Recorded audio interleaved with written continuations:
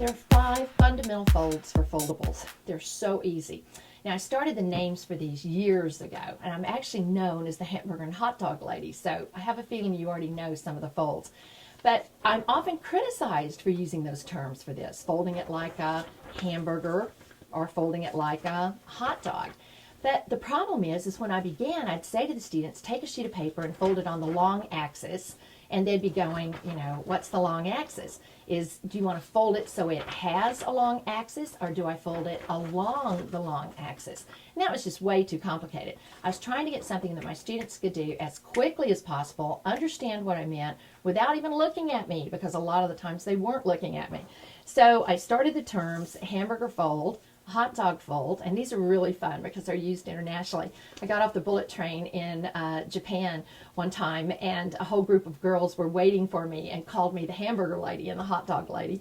So hamburgers and hot dogs. If you take a sheet of paper and you fold it over so that it lines up along this axis and you cut this section off, this is what I call a taco. Now, we don't always cut that section off. Sometimes that will be left for an anchor tab, but that's a taco. So we have hamburgers, hot dogs, and tacos.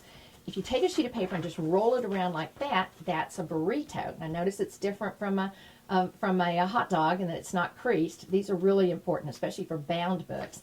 And then let's just try the same sheet. If you take this sheet of paper, roll it around so that it touches at the midpoint, that's a shutter fold. But it's hard for students to find that midpoint. So if you take it, pinch it first, now when you open it up, they can see where that would be, and they can fold it to make it touch at that point. Now this is what it looks like on a small scale. And remember, foldables can be made not only out of that size paper, but pre-KK, or for teachers who are wanting to make large classroom books. Remember, this would be a hot dog, or hamburger could be folded out of 11 by 17.